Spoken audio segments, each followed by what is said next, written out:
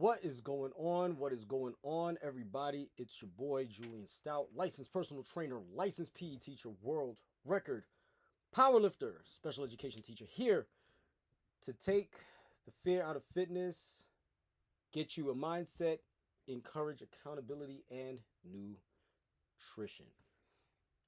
You saw my opener. In all honesty, I'm heartbroken, genuinely heartbroken. Um, I was asked not to,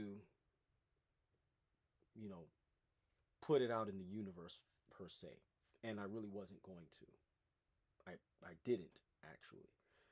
But once it was out there, whoever put it out there, I knew the news would catch fire, and there's no putting a lid back on that, especially when talking about a man who, in his short stature, was a giant amongst men. He was like a father to me, especially when I needed one. He took this young man with unbound energy and complete lack of focus and pointed me in a direction and let me go. And when he had to pull me back in, he pulled me back in. One of the signs of an amazing person is when they make you feel special, even though you know you're not the only one they made special. I don't know if any of my schoolmates, fellow Monrovians are going to see this, but ultimately, I know what he meant to you because I know what he meant to me. For some of us, he was our way out of the hood. For some of us, he was the light in the darkness that was our lives. For some of us, he was the reason you came to school. And like I said, I'm not unique to this. I feel unique to it, but I know I'm not unique to it.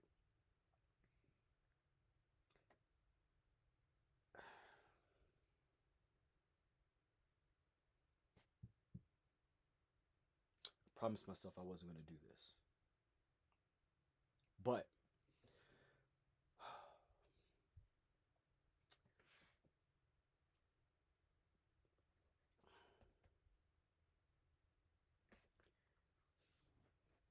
the man is the reason why I teach.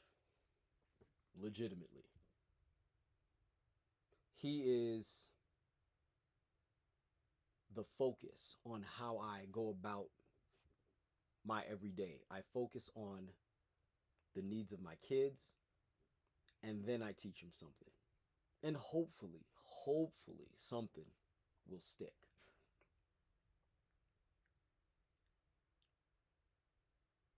He taught for 45 years, from 1969 to 2016.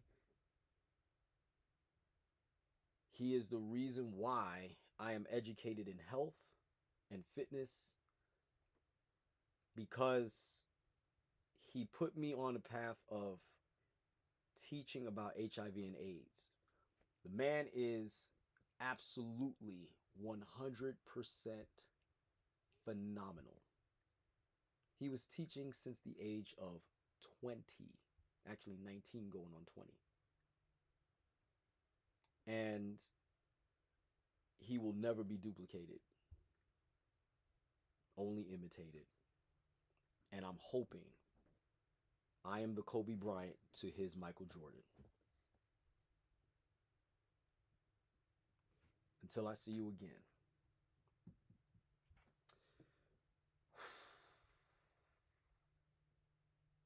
But I also am in a really bad mood on top of all of that. Because one of the things that I really can't stand about people, and I'm going to make sure you understand this, is when you think you know something, when you're talking to people who know better than you and you still want to argue with them. You out there, particularly black people, because I'm talking to you particularly, but it's everybody, it's universal, but I'm talking to you because I want you to understand that you don't have the same timeline that everyone else has. And what I mean by that is this. If you have a hole in your boat, you don't have time to go watch everybody else's boat. When you have holes in your boat, you don't have time to be complaining about holes being in your boat. What you got to do is find a solution and find it quick, or else your boat is going to sink. And one of these things, there's a series of things, because the tragic and unfortunate situation of an attempted assassination on the 45th president of the United States, I do not condone that. I don't think it was cool. Regardless of your politics, I don't think it was cool. And hopefully you guys out there are not rooting for and cheering for this man's demise in a horrible, grisly manner. Whenever his time is, I sincerely hope it is because it was his time and it's through natural causes, through no fault of anyone else's. And I wish that for everybody, genuinely. I want people to die peacefully and not find themselves in a position where they're being deleted.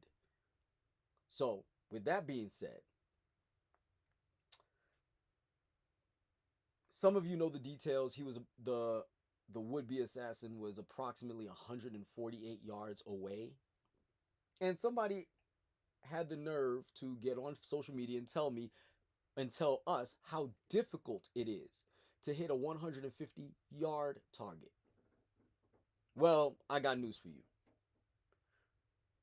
If you have any kind of competency training in handling a firearm in the nature of that of the assassin or would-be assassin, you would know that 150 yards is actually quite not so difficult to actually hit. Because, full disclosure, I wasn't in the infantry when I was in the military. I was not an infantryman at all.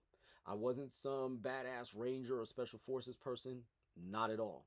You will never see me try to take credit for my endeavors inside of the military outside of what I've actually done, because I promise you there are a gang of people that will come after me knowing my exploits in the military. All right? They will call me out every which way but loose. Not that I would do it, because I find that reprehensible. However, if I were to have tried to fake the funk and rap what I don't live about, oh, I promise you, my feed would be lit up once the news came out that I was lying about my record. And since I got out of basic training, I never shot less than a sharpshooter. So if those of y'all who know, that's no less than 31 out of 40 targets. I shot expert either once or twice. I believe it was once, maybe twice, not sure, but I know I did it at least once. That's 36 out of 40. Never shot Hawkeye. Hawkeye is a perfect score. But what I will tell you is hitting a 150-meter target, and those of you who are into understanding the distance between yards and meters, you will know that a meter is 1/3 longer than a yard. Okay? A yard is 36 inches, meters 39 inches, right? So with that being said, anybody that was in the military would tell you a 150-yard target is usually, especially somebody that has experience. And I've only fired a weapon in the military 9 times. 9. Well, outside of practicing for basic training. But once I got out of basic training, I only fired a weapon 9 times. And I did not miss a 150-meter target once my weapon was zeroed. Any competent person that handles a rifle knows to zero their weapon before they go out and go on a target practice or go on a qualifying run. So with that being said, this person wants to argue with me about how easy or not easy it is to hit a target if you have mild level of training. And he wants to argue with me, and I'm like, dude, how do you know? Have you ever done it? Have you been around other people that have done it? I've men and women of all shapes and sizes. It wasn't hard. It was not hard at all. Okay? So what I'm telling you is, you don't know because you're not privileged to that information. On another feed on social media, somebody is talking about, shout out to the Crimson Cure if you ever watch her. She was talking about how women conduct themselves inside of the workplace. I'm not going to go into much of the details of that, but I didn't make a full equivocation, but I did say men do it too. I didn't say all men do it. I said men do it too. And somebody wants to argue with me about anecdotal evidence because it happened to me that men were being the same way, the same catty kind of way that women tend to be in the workplace, especially if they don't get along with you. And he wanted to argue with me about it. Yes, I have anecdotal evidence, but I have observational evidence as well. It's not just that it happened to me. I observed it happen to other people. As long as they don't like you, they'll find a way to bury you. They'll fake the funk, smile in your face, and all this other stuff until they're ready to eliminate you. And then when they eliminate you, you're gone. They will ostracize you. They will keep you out. They will hide you until it's time to get rid of you. Seen it far too many times.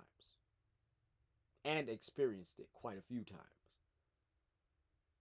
Because my personality doesn't match with theirs. So because my personality didn't match with theirs, they decided that I'm not a fit for them. So get rid of them, even though I was competent at my job. So this person is like arguing with me about it, but how do you know? Are you around all men? Are you around every man that has a job? No, you're not. But have you observed men in and out of your workplace, how they handle things? You can't, because you're not on the inside. The only time you would know anything is if you're on the inside. And if you're on the inside and you're seeing the things that you're seeing, you're really paying attention, you would know. But the only reason why you don't know is because you were probably in the in crowd as well. So you weren't even paying much attention to it. You are a part of the problem, so to speak.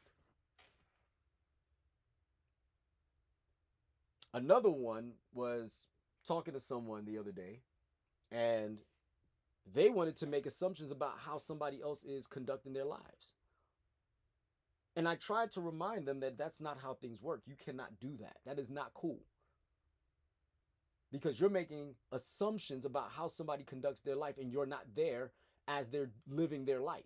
Now, if you were right there, or you have observational evidence, such as you have access to their Ring camera, or you have, audio equipment in their home or whatever, then yes, maybe, just maybe, you might have a legitimate argument. Or if you have irrefutable evidence that you did in fact exercise some degree of common ground, and the outcome was not that of a decent outcome, then you can say whatever it is that you assumed that happened, because A plus B does in fact equal C. So for instance,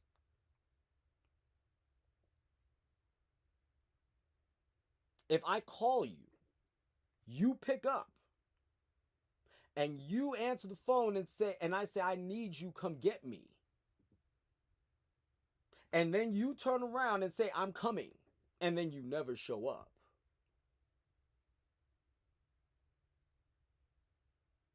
That's foul. I don't, and even then, technically, I still don't know what happened.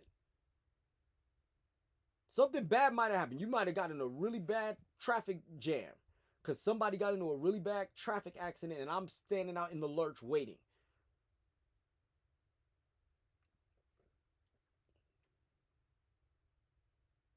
My house could have been on fire. And I had to go home and take care of that. You don't know. Far too many times you don't know. How do you know why they did what they did? They might have a legitimate story. But because people do not want to really figure things out. Now, like I said, once you have irrefutable proof, then it is what it is. It is irrefutable. There's no denying that somebody just has it out for you. Once it's there, it's there. But one of the things that I can't stand is, how do you know? You're willing to hold on to your pride just to say and validate your feelings. Why? For what? So, for instance, you are going to hold on to your pride for whatever reason. And this is one of the parts of the things that is burning me to no end. You know you need to lose weight. You know you need to stop eating poorly. You know you need to stop drinking. You know you need to stop doing drugs. You know you need to take better care of yourself. But because you have pride and your pride is so overwhelmingly damaging your ego, you would rather die a fool than to live through fixing your problems. Is it going to be easy? Nobody said it's easy. But for those of y'all who have this victim mentality, who doesn't believe they can do something, how do you know? How do you know? I play a card game called Yu-Gi-Oh! Every now and then. Shout out to Kevin Samuels, because he himself used to play the game himself. But I used to play, I've been playing just as long as he has. Or had. I still play. I don't know everything there is to know about the game because the game state has changed over the years. And every time I would play, there would be a gap between when I play versus when I don't. And as a result, things have changed to such a degree where the interactions between cards is a little bit daunting for me. One of my biggest weaknesses is deck building.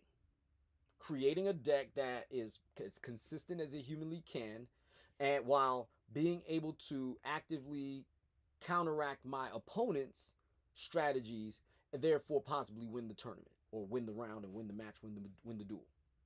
And because I'm weak in it, I observed another person after he beat me, mind you. He literally just beat me 2 games to nothing.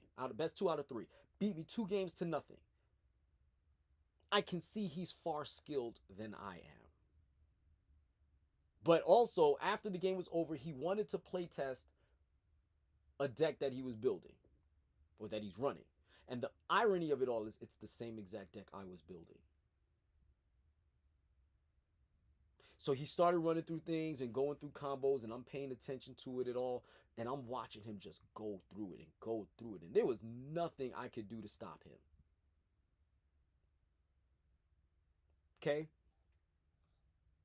Somebody that has too much pride wouldn't even bother to ask. Somebody that has too much ego wouldn't be bothered. I just lost to this dude. I don't want to talk to you. But guess what? you humble yourself.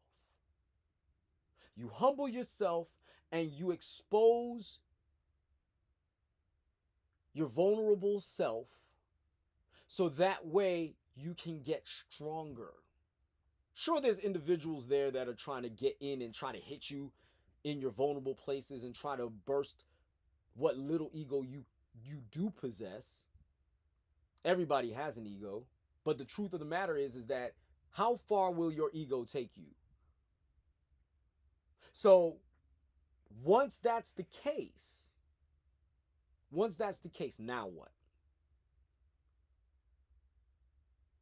I'm ignoring them. They clearly are trying to get in your head. They're clearly trying to mess with your psyche, trying to mess with your self-esteem so that way you can't perform well against them. Don't think I'm not aware of it.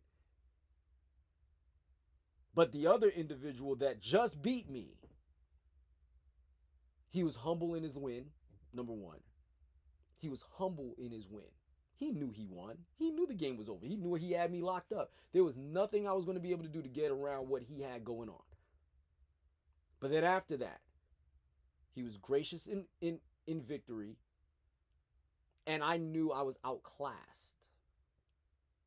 And in that outclassing, you humble yourself and you grow and learn. What kind of teacher would I be if I was not capable of learning myself? As a result, he showed me some things. He told me what to look at. He told me some keys to the kingdom to figure out how to level up my game that much more. I'll be better the next time. Guaranteed, because of him. So, why am I saying this? Because this individual that I'm going to post on my screen here shortly. Look, So, here's the deal. Here we go.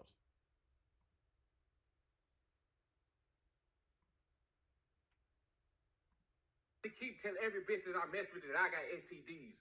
That shit dead. I swear that shit dead. Gonna hit this room, I'ma cut the lights off, and you ain't gonna see no discharge. You ain't gonna see none of that shit.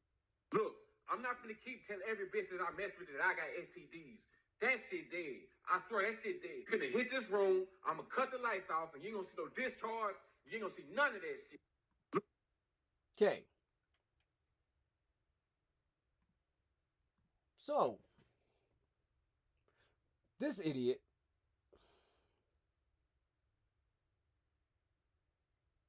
is literally telling you his pride is too great, his ego is too great to humble himself and tell the woman that he's deciding to lay down with, raw, mind you, that he's not going to keep telling them about the STD that he has, if he has one. You're not going to see the discharge. You're not going to see none of that. First of all, you ain't going to go get that fixed, buddy.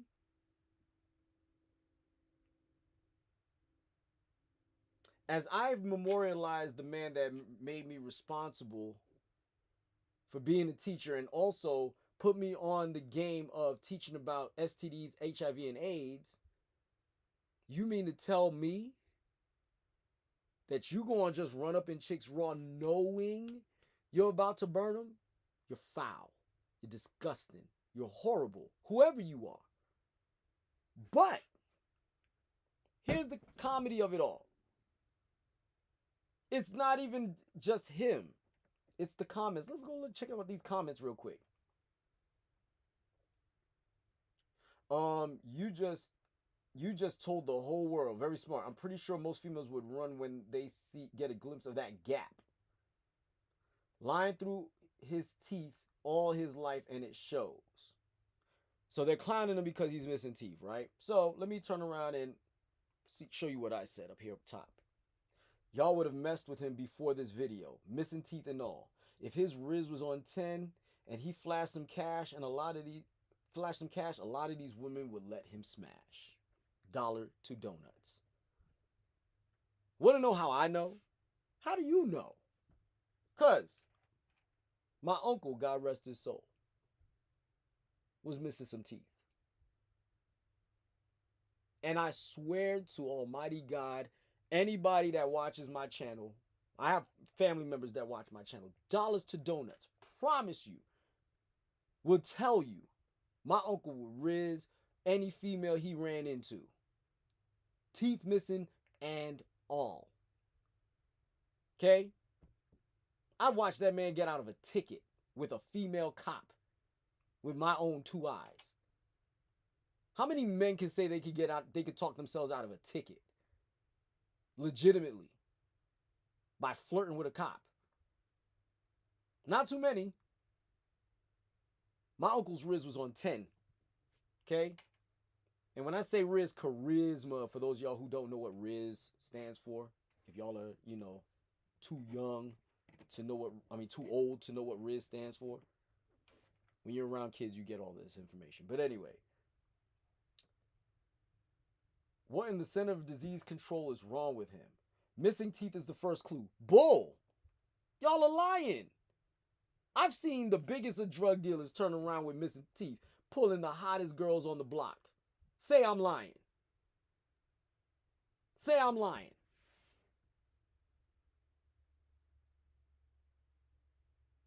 I have dudes on the block that were just, doing their dirt. Was not even close to attractive. Not even close. And was still pulling women. So you thinking that you're going to judge him on his looks and on a feature like missing teeth, and you think that you're just not going to let it happen? All right, cool. Say less. I don't believe you. That's how I know. Too many times. It's not like, I just saw it one time. I saw it twice. All the time. Shoot, they'll run off with them before they run off with me. That hurts my feelings a little bit. That's a little bruise to the ego somewhat. But it's the truth.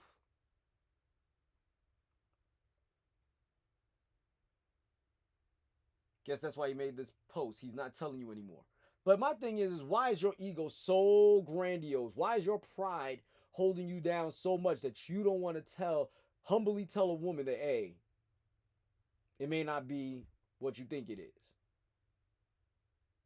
I gotta wrap it up. You ain't even wrapping it up. And I'm sorry. If you got discharged, my man, you could go fix that.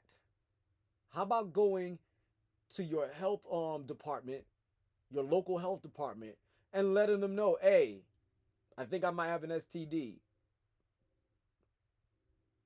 They're going to ask you, write down all the names of the women you slept with. Do you have addresses for them? Yes or no? You might not, especially if you brought them to your place. But you're going to cut the lights off, whip it out, and poke them with a hot stick. What kind of dude are you? You're lowest of low. Trash. But I digress. So, there's more.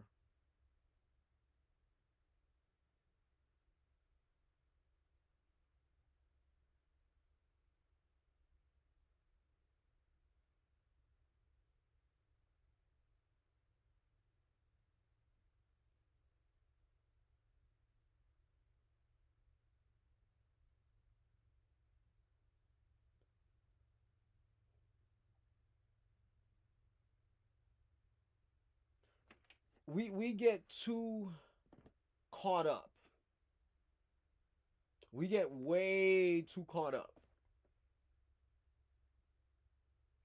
in this fixation with trying to wash ourselves of the guilt, the shame, the embarrassment that is in representation of who we were or what we've experienced.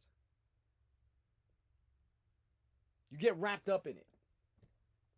This is why you see people rocking all this jewelry. This is why you see so many people with Gucci belts on. This is why you see people with Jordans out the wazoo, but they're eating ramen noodles for dinner. This is part of the reason why you see this. This is part of the reason why you see people only eating fast food, because they're too prideful to not admit that they don't know how to cook a damn meal.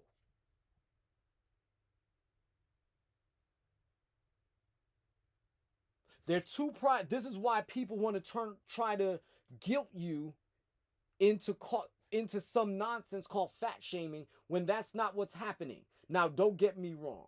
There are mean and cruel people out here that do try to shame people for being overweight and being fat.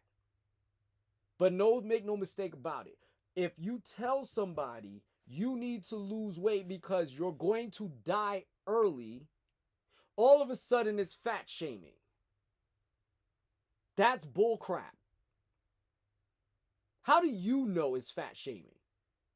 Because you feel shame? No. That's not how that works. If I'm teasing you about your size, that is fat shaming.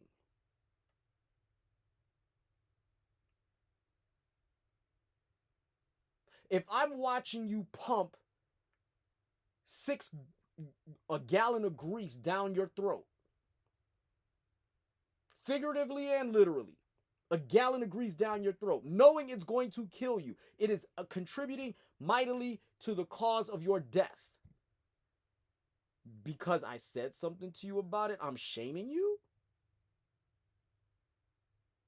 Get out of your damn ego and figure out what the hell you need to do to stop it, because you have no idea what the hell you're talking about. How do you know what I'm doing? Do you know anything about the human body? Do you know how the human body works? Do you know what it takes for people to lose weight? To get themselves in the best body that they could possibly get into? Do you know what it's like?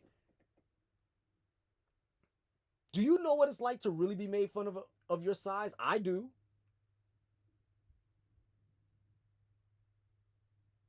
One of the things that used to piss me off is when people turn around and try to make it seem like I don't know what it feels like to be fat.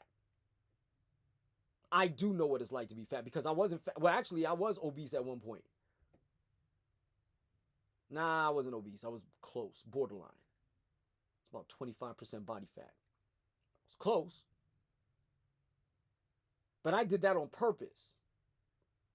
And even within that purpose, I knew what I was doing, and I knew how to get it off. Do you? How do you know how to do it? Oh, you think that because you're doing a certain thing a certain way, it's supposed to work?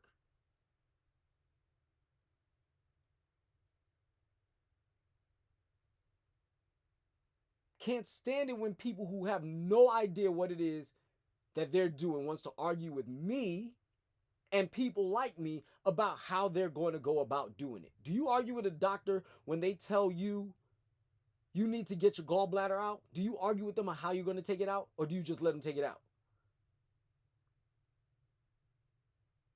9 times out of 10, you should shut the hell up and let them take it out. But no. When subject matter experts talk to you about whatever it is that's going on with you, y'all want to turn around and tell us how you going to do things. You can't be told nothing, because you're too egotistical and too prideful to listen to someone else that knows better than you. Age be damned. Gender be damned. Some of you chauvinists out here can't be told by a woman what to do. Never mind that she might be smarter than you. She might be. Chances are she is. In your case, you. But you ain't gonna listen, because you're too egotistical to listen. And then when you find yourself on hard times, and then you find yourself alone because you've been warned numerous of times not to do this, they begged and pleaded with you not to do it, you still did it anyway. You still went for it. You fell on your face. But then you expect somebody to stand there and help you pick you up. Argue with your mama about that. That's not her job. That's not his job. They told you, they warned you, you know what? No. Now get your behind up and get to work, since you know so damn much. Humble yourself and now ask the person that knows the keys to the kingdom, who knows every nook and cranny of the building, to let you in, since you're so smart. How you gonna get in? You don't know how to get in. So how about asking somebody how to get in?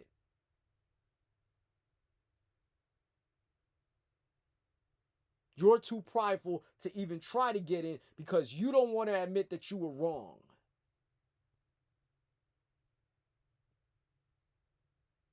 You don't want to look like them.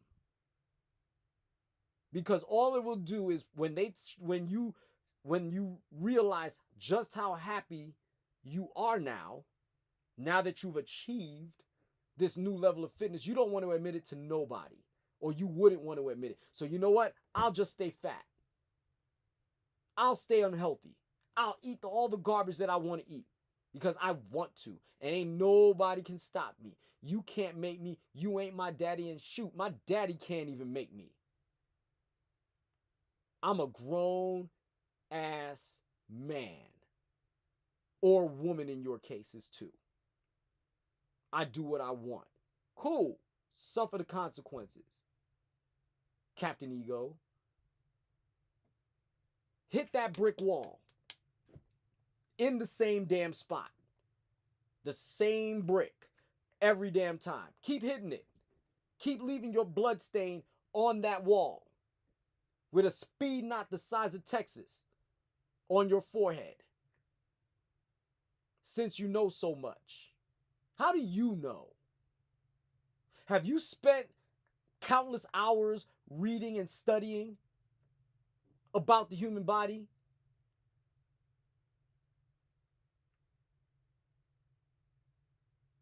I don't want to conform to anybody's unrealistic expectations and standards. Bull crap. You don't want to do the work. Bull crap. You don't want to do it because your pride is in the way. Bull crap. You don't want to do it because your ego is in the way. Because if you start getting more attention, if you start being taken more seriously, if people start treating you differently, you're going to feel like crap because you've known all this time you could have done it and you could have done it sooner and you didn't. And you would hate to prove other people right about what it is that they've been saying the entire time. Those who knows better. As a fitness expert, I'm here to tell you, you don't have to be a stick figure in order to be healthy. You don't have to be a stick figure in order to be fit. But damn it, you do need to shrink. How do you know what the outcome is going to be once you start taking better care of yourself? How do you know what it's going to feel like to be fit? You haven't been in a while, if at all. Last week we had the woman arguing with this man who is an expert on nutrition about how to eat food. And then had the nerve to argue about Michael Jackson being bleached like rice. And he was a good dancer. He was a good singer. So the rice has to be good too. Do you hear the nonsense? Do you hear the logic? The foolish, the totally fallible logic. Do you hear it? Knock it off. I'm all the way mean today. Knock it off. Some of you have a legitimate argument that somebody's telling you you're too big when you're not. You're just fine. You're just larger than everybody else. Tell them to get over it. Get over their ego that they can't possibly stand next to somebody bigger than them. Fellas, in some cases, most cases, oh, I can't be with no woman bigger than me. She's bigger than you. Okay. And what you gonna do? She's attracted to you. I don't know how and I don't know why, but she's attracted to you. But you're a jerk. Oh, I can't mess with no girls bigger than me, bro. That's just, nah, that's a no-go. But then yet be the first ones complaining about you can't find a woman that is worth your time, worth a damn. She has no qualities. She has none of this. She has none of that. She can't do this. She can't do that. But that woman that was bigger than you was all of those things. You just can't see past it because your ego's too big that you can't be seen around your homies with a woman bigger than you. That's the problem. That's what it's about. Shoot. Miss me with all of that. Anybody that knows me would tell you, I don't care. Because I'm still me. And I know what I can do. And I know what I'm capable of. And I know how to handle myself. Put it that way. So I could care less how much larger you are than me. If you have all the qualities of a woman that I would have wanted, so be it. My ego is not that big. One of the things that I take pride in is the fact that my supervisors in my schools that I teach will tell you I am coachable. When they give me instructions on how to do certain things a certain way, I incorporate it as best as I can. And if I'm struggling with it, I let them know I'm struggling with it, and here's why. Sometimes it's my time management. Sometimes I'm like, I'm struggling to maintain my time management. And as a result, I'm not implementing what you want to the utmost. I'm trying to implement it, but I'm not implementing it as best as I can. What can I do to fix that? Instead of going, my way works, I'm good. You want to continue to teach? You want to be a better teacher? How about you just shut the hell up and learn about this job that you're doing?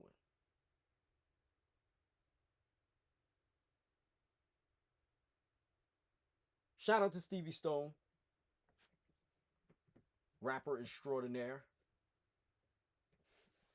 One of the things that man did while he's still at my gym, by the way, but one of the things that he did is ask me questions. He's on his own fitness journey. And that fitness journey that he's on, he was humble enough to ask questions. He's a star. He's a rapper. Known the world over. People was just like, wait, is that who I think it is? Is that him? Yeah, that's him. Humble dude. Humble. One of the most humblest dudes you'll ever meet. Cool dude. I'm not saying that because I saw him. I'm telling you the God's honest truth. If I thought less of him, I wouldn't even mention him. Honestly. I just wouldn't mention him. I just wouldn't mention him on the airwaves at all. If he wasn't what I said he was. Very humble dude. He's lived a life. He's had experiences. But the reason why I know why he is where he is because he's humble. He puts in the work and he's humble. On everything and I know and love, I'm telling you. But people out here just wants to find themselves in a position where they just cannot fathom, cannot begin to possibly wrap their head around the fact of being humble and using humility to grow into the better person that they can be.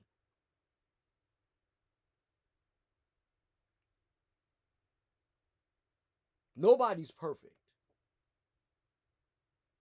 If you were perfect, you'd be rich and more likely not exist anymore. One of the things that I had to learn to let go is trying to be perfect. I'm not in the business of perfection anymore. I'm in the business of improvement. There's a difference.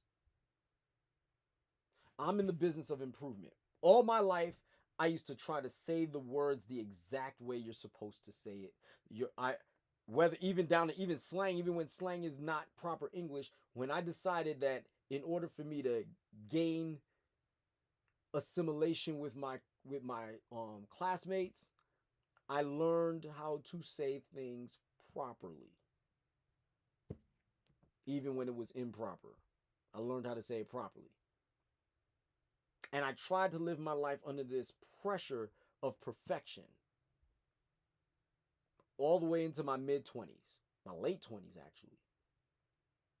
And then I just said one day, you know what? Put it in the chuck it bucket. Chuck it is not the word I would use. You figure it out. But put it in the chuck it bucket.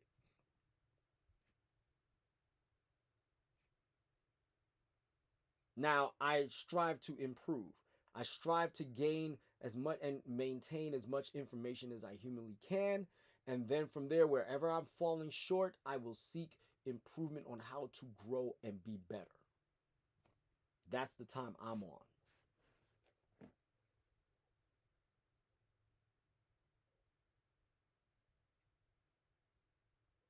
How do you know when to let it go? How do you know when it's time to fix your mess? How do you know? I'm going to tell you when. The time for you to know, how do you know when it's time to fix your mess? When you admit there's a mess and you can't clean it up by yourself. That one was real hard for me to do.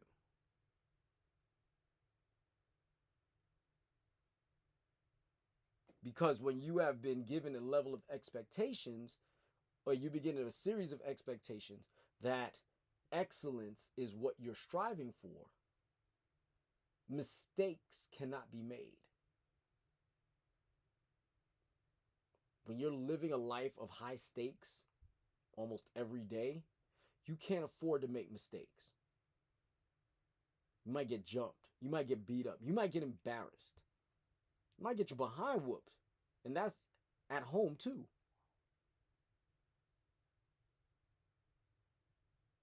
Don't say the wrong thing. Don't do the wrong thing. Don't be over there at this time. But over time, what you learn is that life is not lived in a clean room. A life of sanitized living is not a life lived, a life well lived. And I'm not saying be grimy, but if you get some germs on your hands every now and then, I didn't say your hands are dirty, but if you get some germs on your hands every now and then, you can always wash your hands. You're going to get hair on your clothes. You're going to spill a drink or two on one of your favorite pair of sneakers. It's going to happen. Let it go. You don't have to know everything right now. It's not your time to know everything.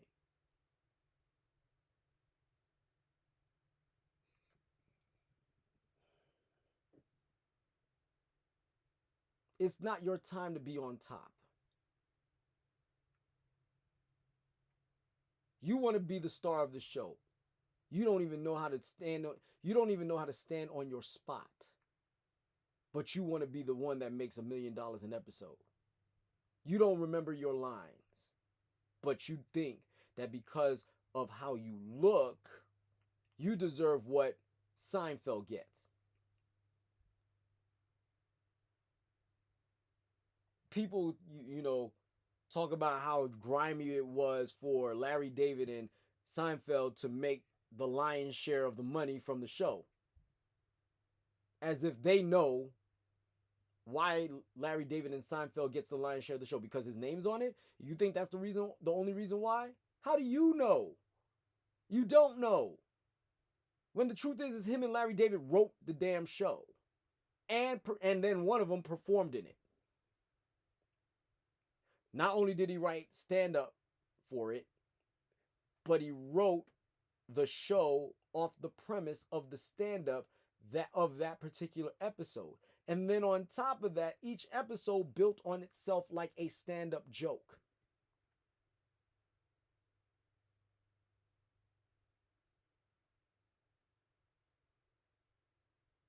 One of the dopest comedy specials I've ever watched in my life was the Dave Chappelle comedy. I don't remember the name of it, but the punchline was, so I kicked her in the coochie. So I kicked her in the coochie.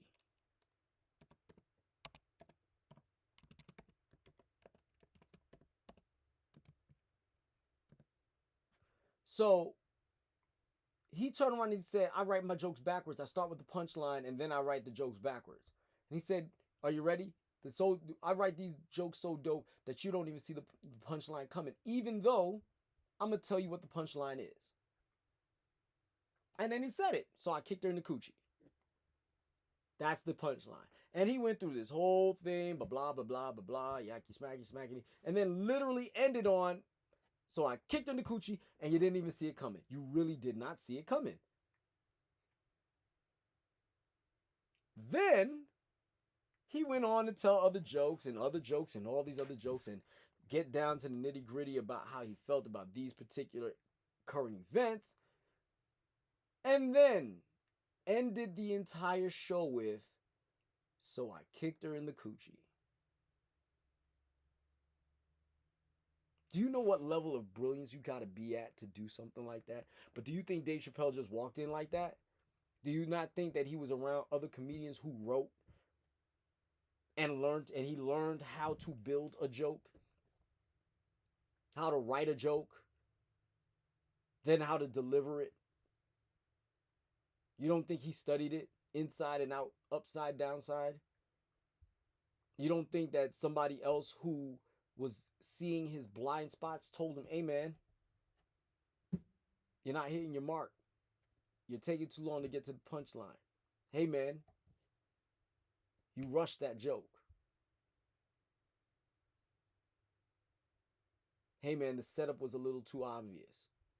Be a little bit more subtle.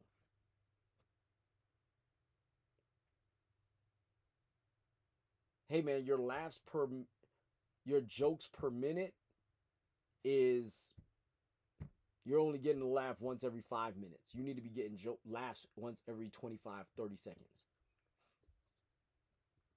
These are things that I've listened to, by the way, because I don't know anything about comedy like that. I'm not a comedian.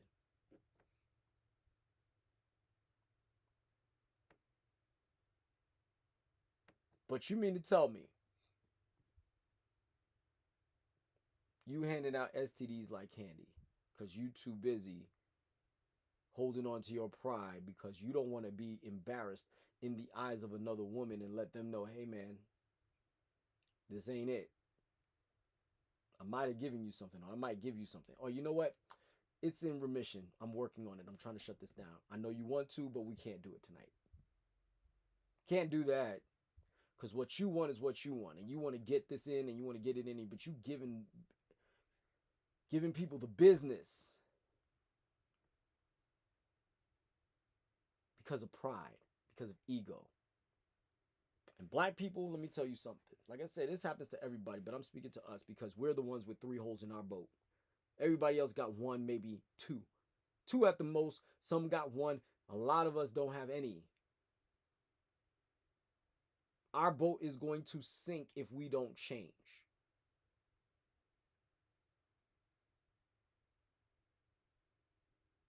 And we're going to drown. And we're going to sink to the bottom of the ocean. In the name of what? Salvation? Or is it ego?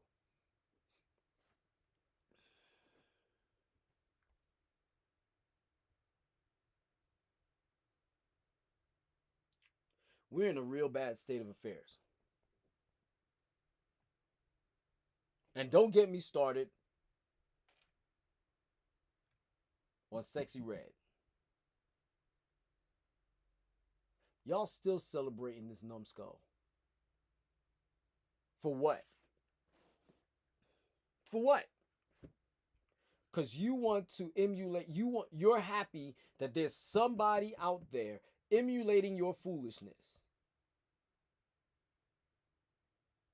You're happy that somebody out there is putting themselves out there the way that you would like to put yourself out there, and you're happy about it, so you're out there celebrating it.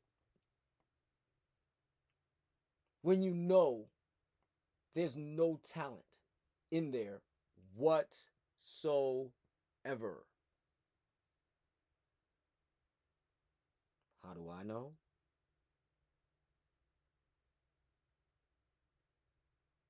Let's go back to the man in the beginning whose picture I had up. I performed a lot of high school shows. I have more talent in my right hand than Sexy Red. And I don't have the talent of that of Usher or Chris Brown. Not even close. Not even close. But I do know I have more talent in my right hand. Shoot, I have more talent in my pinky than Sexy Red.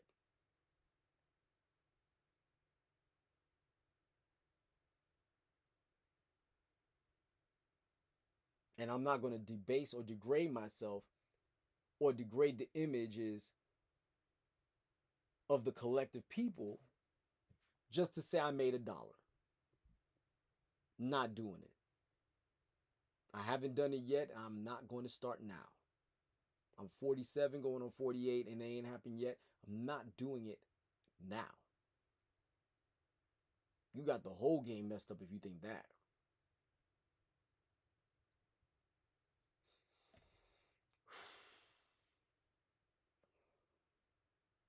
I'm going to land this plane.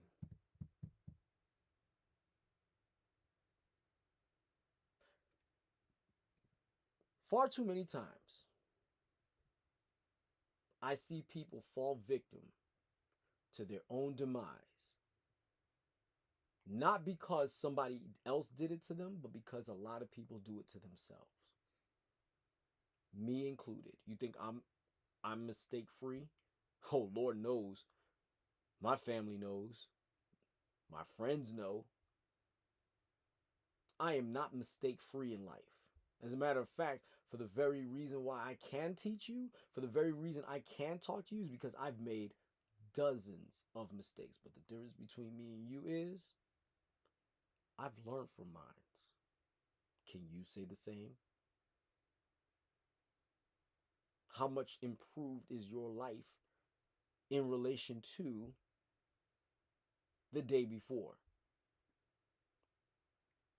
Is your life better now? Is your relationships better now? Is your appreciation for knowledge better now? Are you healthier now? Do you feel fulfilled now? Because if any of those answers are no, then you haven't done jack.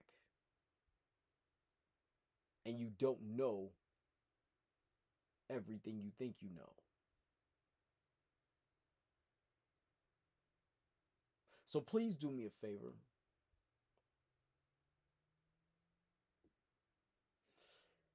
Take the time to sit back, learn from people who knows better than you because they are credentialed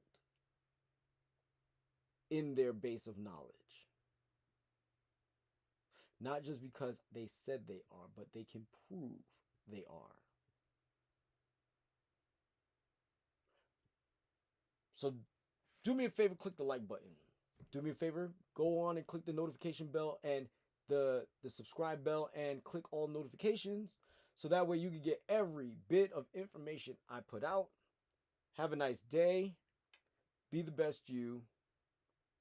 Class is Stoutt.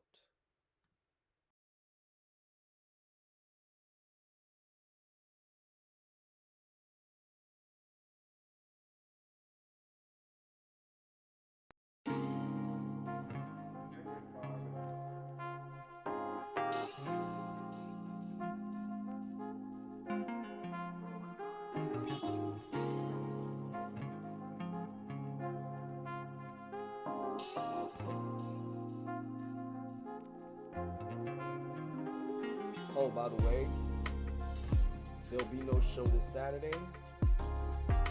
Next show will be next Saturday, July 27th.